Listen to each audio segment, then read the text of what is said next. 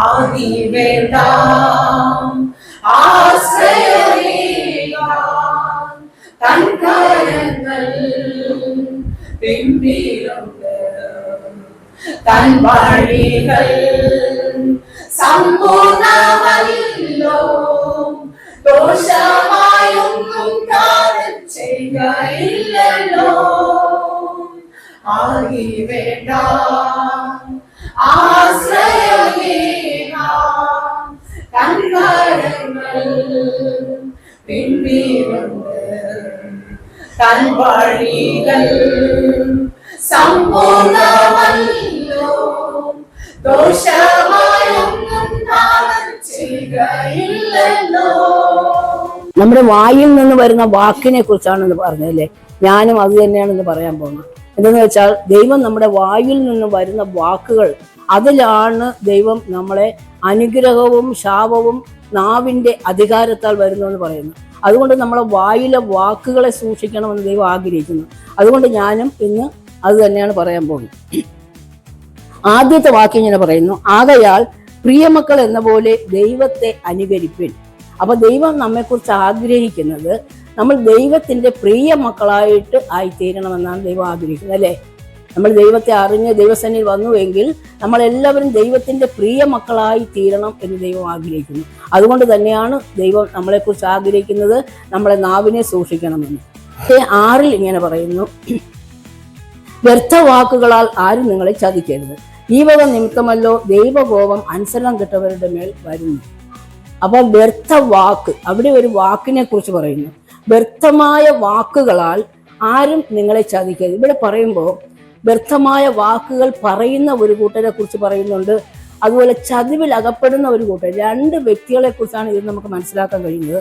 വ്യർത്ഥമായ വാക്കുകൾ പറയുന്ന ഒരു കൂട്ടര്, അതുപോലെ ആ വാക്കുകളാൽ ചതിയിൽ വീണു പോകുന്ന ഒരു കൂട്ടർ, അല്ലേ? നമ്മൾ ആ ഒറ്റ വാക്യത്തിൽ അതല്ലേ, വ്യർത്ഥ വാക്കുകളാൽ ആരും നിങ്ങളെ ചതിക്കരുത്.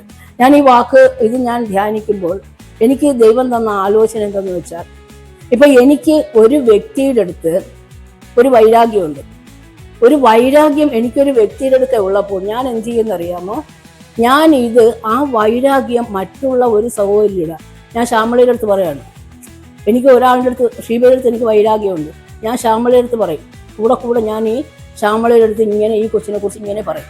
ഇങ്ങനെ പറയുമ്പോൾ ശ്യാമള അത് കേട്ടിരിക്കുകയാണ്, ഫോൺ ചെയ്യും, അപ്പോഴും പറയും അതിനെക്കുറിച്ച് തന്നെ. നമുക്ക് എപ്പോഴും മറ്റുള്ളവരുടെ കുറ്റം കണ്ടുപിടിക്കുന്നതാണ് നമുക്ക് ആഗ്രഹം. മറ്റുള്ളവരുടെ കുറ്റം നമ്മൾ കണ്ടുപിടിച്ച് നമ്മൾ എന്ത് ചെയ്യുന്നറിയാമോ?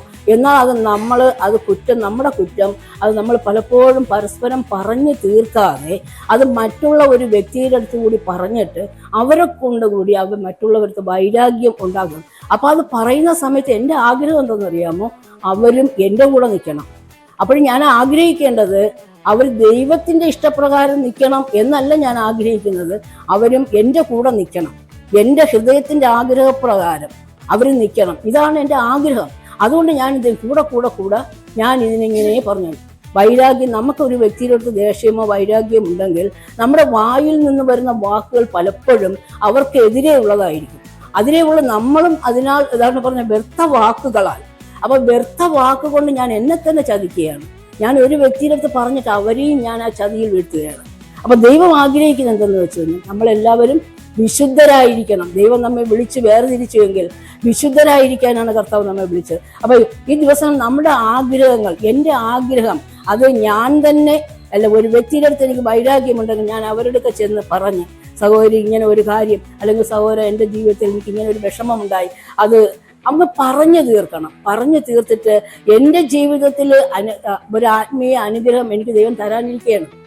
ഈ സമയത്തായിരിക്കും ഇങ്ങനെ ഒരു പ്രശ്നം എൻ്റെ ജീവിതത്തിൽ വരുന്നത്. അപ്പോൾ എന്ത് പറ്റുമെന്നറിയാം, ഞാൻ ചെന്ന് ഓരോരുത്തർ പറയുമ്പോൾ എൻ്റെ ആത്മീയമായ അനുഗ്രഹം അങ്ങ് താഴ്ന്നു പോവുകയാണ്. അതിനെനിക്ക് മുന്നോട്ട് കയറാൻ പറ്റുന്നില്ല. എൻ്റെ ആത്മീയ അനുഗ്രഹം തടയുന്നു. അതുപോലെ തന്നെ വ്യർത്ഥ വാക്കുകൾ ആരും നിങ്ങളെ ചതിക്കരുത്. അപ്പൊ ഞാൻ പറയുന്ന വാക്ക് ശ്യാമളയെടുത്താണ് പറഞ്ഞെങ്കിൽ ആ ശ്യാമള അത് കേൾക്കുമ്പോൾ അതിനെ തിരുത്തുകയാണ് വേണ്ടത്, അല്ലേ? അതങ്ങനെയല്ല സഹോദരി. ഇങ്ങനെയാണ് അല്ലേ. വ്യർത്ഥ വാക്കുകൾ കേട്ട് നമ്മൾ ചതിവിൽ വീണു പോകുന്നവരായിരിക്കരുത്. ആ ചതിവിൽ വീണു പോകാതെ ദൈവം നമുക്ക് തന്നിരിക്കുന്ന പല ഉപദേശങ്ങളുമുണ്ട്. ആ ഉപദേശത്താൽ അല്ലെങ്കിൽ ക്ഷമിക്ക്, പോയി പറഞ്ഞ് ക്ഷമിക്ക്, ഇങ്ങനെയുള്ള കാര്യങ്ങൾ നമ്മൾ തിരിച്ച് പറഞ്ഞു കൊടുക്കുന്നതിന് പകരം നമ്മൾ ആ ചതിവിൽ വീണു പോകരുത്. എന്തെന്നറിയാമോ? നമ്മുടെ ആത്മീയ അനുഗ്രഹങ്ങൾ നഷ്ടമായി പോകും. ആദ്യം അവന്റെ രാജ്യവും നീതി അന്വേഷിപ്പിൻ, അതോടുകൂടി നിങ്ങൾക്ക് സകലതും കിട്ടുമെന്ന കർത്താവിന്റെ വചനം പറഞ്ഞു. അവന്റെ രാജ്യവും നീതി എന്താണ്? നമ്മൾ ഇങ്ങനെയുള്ള കാര്യങ്ങൾ നമ്മൾ നമ്മളെ തന്നെ വിശുദ്ധിയിൽ സൂക്ഷിക്കുക. ഇതാണ് ദൈവത്തിന്റെ ഇഷ്ടം. നമ്മെക്കുറിച്ചുള്ള പദ്ധതി ഇതാണ്. അപ്പൊ നമ്മൾ നമ്മളെ തന്നെ സൂക്ഷിക്കുക. നമ്മളെ വായിലെ വാക്കുകൾ കൊണ്ട് മറ്റാരെയും ചതിവിൽ വീഴ്ത്താതിരിക്കുക. ഇതാണ് ദൈവം ആഗ്രഹിക്കുന്നത്. നമുക്ക് 14:29 ഒന്ന് വായിക്കാം. കേൾക്കുന്നവർക്ക് കൃപ ലഭിക്കേണ്ടതിന് ആവശ്യം പോലെ ആത്മീയ വർധനയ്ക്കായി നല്ല വാക്കല്ലാതെ ആകാത്തതൊന്നും നിങ്ങളുടെ വായിൽ നിന്നും പുറപ്പെടരുത്. അപ്പൊ എവിടെ പറയുന്നതാണ്? കേൾക്കുന്നവർക്ക് കൃപ ലഭിക്കും. നമ്മളൊരു വ്യക്തിയെടുത്ത് സംസാരിക്കുമ്പോൾ അവർക്ക് എന്താണ് നമ്മൾ പറഞ്ഞു കൊടുക്കുന്ന വാക്കുകളിലൂടെ എന്ത് ആത്മീയ വർധനയാണ് നമ്മൾ വരുത്തുന്നത്? നമ്മൾ പരിശോധിക്കണം. നമ്മൾ നമ്മളെ തന്നെ പരിശോധിക്കണം. നമ്മൾ ആത്മീയ വർധന വരുത്തുന്ന വാക്കുകളല്ലാതെ മറ്റൊന്നും നമ്മൾ സംസാരിക്കരുത്. അപ്പൊ ഒരു വ്യക്തിയെടുത്ത് നമ്മൾ സംസാരിക്കുമ്പോൾ അവർക്ക് നമ്മൾ ആത്മീയ വർധന വരുത്തുന്ന, ദൈവവുമായുള്ള ഒരു ബന്ധത്തിലേക്ക് അവരെ കൂട്ടിക്കൊണ്ടു പോകുന്ന കാര്യങ്ങളല്ലാതെ മറ്റൊന്നും നമ്മുടെ വായിൽ നിന്ന് വരരുത്. ആത്മീയ വർധന വരുത്തുന്നതിന് ആവശ്യം പോലെ ആത്മീയ വർധനയ്ക്കായി നല്ല വാക്കല്ലാതെ ആകാത്തത് ഒന്നും നിങ്ങളുടെ വായിൽ നിന്നും പുറപ്പെടരുത്.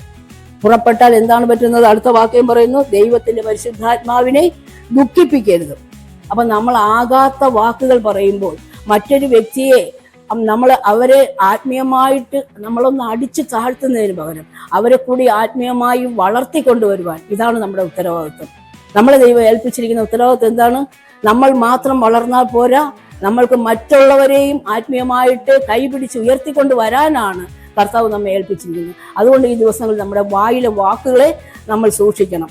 അപ്പൊ കേൾക്കുന്നവർക്ക് കൃപ ലഭിക്കേണ്ടതിന് ആവശ്യം പോലെ ആത്മീയ വർധനയ്ക്കായി നല്ല വാക്കല്ലാതെ ആകാത്തതൊന്നും നിങ്ങളുടെ വായിൽ നിന്ന് പുറപ്പെടരുത്. എന്താണ് അങ്ങനെ പുറപ്പെട്ടാൽ ഉണ്ടാകുന്നത്? ദൈവത്തിന്റെ പരിശുദ്ധാത്മാവ് ആ വാക്കുകളാൽ നമ്മളെ ദുഃഖിക്കും. അപ്പൊ ദൈവത്തിന്റെ പരിശുദ്ധാത്മാവിനെ ദുഃഖിപ്പിക്കുന്ന യാതൊന്നും നമ്മുടെ ജീവിതത്തിൽ വരാതെ നമ്മൾ നമ്മളെ തന്നെ സൂക്ഷിക്കുക. എഫേസ്യർക്ക് എഴുതിയ ലേഖനം 4:14-15 പെട്ടെന്ന് ആരെങ്കിലും വായിക്കൂ. അങ്ങനെ നാം മനുഷ്യരുടെ ചതിയാലും, അതെ മനുഷ്യരുടെ, ഇതിപ്പോ നമ്മൾ വായിക്കുമ്പോൾ ഇത് സഭയ്ക്ക് പുറത്തുള്ളവരെ കുറിച്ചല്ല പറയുന്നത്, സഭയ്ക്ക് അകത്തുള്ളവർക്കുള്ള ഉപദേശമാണ്. സഭയ്ക്ക് പുറത്തുള്ളവരവര് നമുക്കറിയേണ്ട ആവശ്യമില്ല. പക്ഷേ സഭയ്ക്ക് അകത്തുള്ളവരോടാണ് നമുക്ക് ഈ ഉപദേശം ഇതിലെ പൗലോസ് നമ്മെക്കൊണ്ട് പറഞ്ഞത്. അങ്ങനെ നാം ഇനി മനുഷ്യരുടെ ചതിയാലും ഉപായത്താലും തെറ്റിച്ചു കളയുന്ന തന്ത്രങ്ങളാൽ കുടുങ്ങിപ്പോകരുത്. നമ്മൾ മനുഷ്യരുടെ തന്ത്രങ്ങളിൽ കുടുങ്ങിപ്പോകരുത്. നമ്മൾ സുബോധമുള്ളവരായിരിക്കണം. അതുകൊണ്ട് നമ്മൾ മനുഷ്യരുടെ തന്ത്രങ്ങളിൽ കുടുങ്ങിപ്പോകാതെ മറ്റുള്ളവർ എന്തെങ്കിലും ഒരു വാക്ക് നമ്മളോട് സംസാരിക്കുമ്പോൾ നമ്മളത് തിരുത്തി കൊടുക്കുന്നവരാകണം. അത് മാത്രമല്ല, മറ്റുള്ളവരെ നമ്മൾ ആത്മീയമായി കരം പിടിച്ച്, ഒരുപക്ഷെ മറ്റുള്ളവർ ആത്മീയമായിട്ട് താഴ്ന്നിരിക്കുന്നവരായിരിക്കാം, അവരെ നമ്മൾ കരം പിടിച്ച് ഉയർത്തിക്കൊണ്ടുവരിക. ഇതാണ് ദൈവം നമുക്ക് തന്നൊരു ഉത്തരവാദിത്വം. അതുപോലെ നമ്മുടെ വീട്ടിൽ ആത്മീയമായിട്ട് ഒരാൾ ഇത്തിരി പുറകോട്ടാണെങ്കിൽ നമ്മൾ പല കാര്യങ്ങളും ഈ വീട്ടിലിരുന്ന് സംസാരിക്കും ഉണ്ടല്ലോ. നമ്മൾ പലരുടെയും കുറ്റങ്ങൾ എന്തോയെന്നറിയാമോ? വീട്ടിൽ സംസാരിക്കും. ചിലപ്പോൾ നമ്മൾ മനുഷ്യരാണ്, നമ്മൾ പലതും കണ്ടതും കേട്ടതും. പക്ഷെ നമ്മൾ ഒന്നും ഓർക്കേണ്ടത്, നമ്മുടെ ഇടയിൽ സംസാരം കേൾക്കുന്ന ആത്മീയമായിട്ട് ഇത്തിരി പുറകോട്ട് നിൽക്കുന്ന ഒരു വ്യക്തി ഉണ്ട്. ഈ വ്യക്തി എന്ത് ചെയ്യുമെന്ന് അറിയാമോ? ഇതെല്ലാം കേൾക്കും. ഇതെല്ലാം കേട്ടിട്ട് കുറച്ച് കഴിയുമ്പോൾ നമ്മൾ ഇവിടെ വന്ന് ദൈവവചനം കേൾക്കുമ്പോൾ അതങ്ങ് വിടും. ഞാൻ ഈ പറഞ്ഞ കാര്യങ്ങളെല്ലാം ഞാനങ്ങ് വിടും. പക്ഷേ മറ്റുള്ളവർ എന്ത് ചെയ്യുമെന്ന് അറിയാമോ? ഇതിനെ അങ്ങ് പിടിച്ചു വെച്ചേക്കും. അപ്പൊ അവിടെയും നമ്മൾ മറ്റുള്ളവരെ ആത്മീയമായി പിറകോട്ട് കൊണ്ടുപോകുന്ന ഒരു അനുഭവമാണ് നമ്മൾ അതിന്. അതുകൊണ്ട് സൂക്ഷിക്കുക. നമ്മൾ വീട്ടിൽ ആത്മീയമായിട്ട് പിറകോട്ട് നിൽക്കുന്നവരെ നമ്മൾ കരം പിടിച്ച് ഉയർത്തിക്കൊണ്ടുവരിക എന്നുള്ളതാണ് നമ്മുടെ ഉത്തരവാദിത്വം. ആവശ്യമില്ലാത്ത അവരെ നമ്മൾ മറ്റുള്ളവരുടെ കുറ്റങ്ങളും കുറവുകളും സഭയിൽ നടക്കുന്നതും മറ്റൊരു സഹോദര ജീവിതത്തിൽ കുറവുകളില്ലാത്തവരാരുമില്ല അല്ലേ? ഞാനുണ്ടോ കുറവില്ലാത്തത്?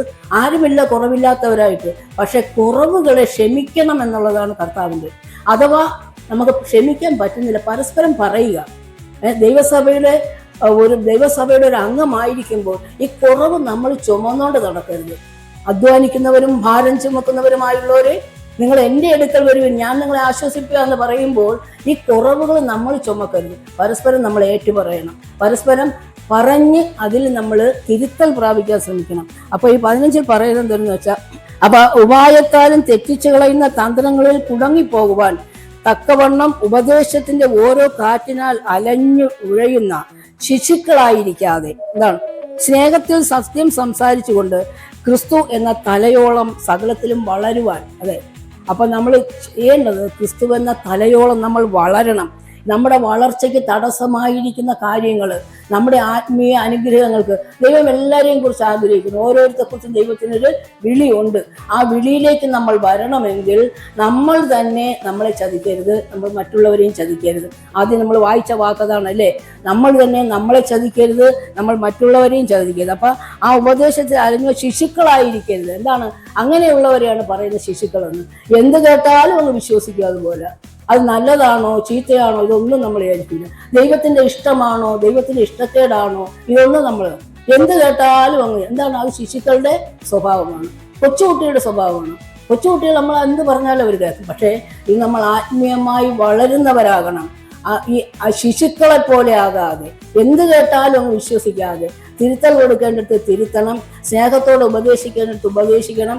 പറഞ്ഞ് തമ്മിൽ എന്തെങ്കിലും കുറവുകൾ കുറ്റങ്ങളുണ്ടെങ്കിൽ പറഞ്ഞ് നിരപ്പ് പ്രാപിക്കണം. ഇതൊക്കെയാണ് ദൈവം നമ്മെ കൊണ്ട് ആഗ്രഹിക്കുന്നത്. അടുത്തത് സദൃശവാക്യം 10:21 ഇങ്ങനെ പറയുന്നു, നീതിമാന്റെ അധരങ്ങൾ പലരെയും പോഷിപ്പിക്കുന്നു.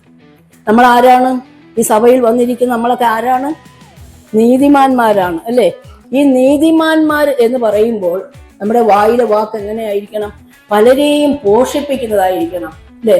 നമ്മുടെ വായിൽ നിന്ന് വരുന്ന വാക്കുകളെ മറ്റുള്ളവരെ തലക്കടിച്ച് താഴ്ത്തുന്നതാവരുത്, മറ്റുള്ളവരെ ഒരിക്കലും പൊങ്ങി വരാൻ കഴിയാത്ത വിധത്തിലാകരുത്. നീതിമാനാണെങ്കിൽ നീതിമാന്റെ അധരങ്ങൾ, നമ്മുടെ നാവിൽ നിന്നുള്ള ഓരോ വാക്കുകളും മറ്റുള്ളവരെ ഉയർത്തുന്നതായിരിക്കണം അല്ലേ. നാവും അല്ലെ, അനുഗ്രഹവും ശാപവും നാവിന്റെ അധികാരത്തിലിരിക്കുന്നു സദൃശവാക്യം പറയാണ്. അപ്പൊ നമ്മുടെ നാവ് തന്നെയാണ് നമുക്ക് അനുഗ്രഹത്തിന് കാരണമാകുന്നത്, അതേ നാവ് തന്നെയാണ് നമുക്ക് ശാപത്തിന് കാരണമാകുന്നത്. അതുകൊണ്ട് ഈ ദിവസങ്ങളിൽ നമ്മൾ നാവിനെ സൂക്ഷിക്കുക. ദൈവം ആഗ്രഹിക്കുന്നത് കൊണ്ട് തന്നെയാണ്. ഈ 2-3 ആഴ്ച കൊണ്ട് ഞാൻ ശ്രദ്ധിക്കുന്നുണ്ട്, നമ്മുടെ പാസ്റ്റർ പ്രാർത്ഥിക്കുമ്പോഴത്തേക്ക് ഇതേ വാക്കുകൾ നിങ്ങൾ ശ്രദ്ധിച്ചിട്ടുണ്ടോ എന്നറിയില്ല, ഞാൻ ശ്രദ്ധിക്കുന്നുണ്ട്. ഇതുപോലെ നാവിനെ സൂക്ഷിക്കുന്ന കാര്യവും ഇതിങ്ങനെയുള്ള കാര്യങ്ങൾ ഞാൻ ശ്രദ്ധിക്കുന്നു. അപ്പൊ നമ്മൾ ദൈവത്തിന്റെ പ്രിയമക്കൾ, 1-ാം വാക്യത്തിൽ പറയുന്നു, ആകയാൽ പ്രിയമക്കൾ എന്ന പോലെ ദൈവത്തെ അനുകരിപ്പിൻ.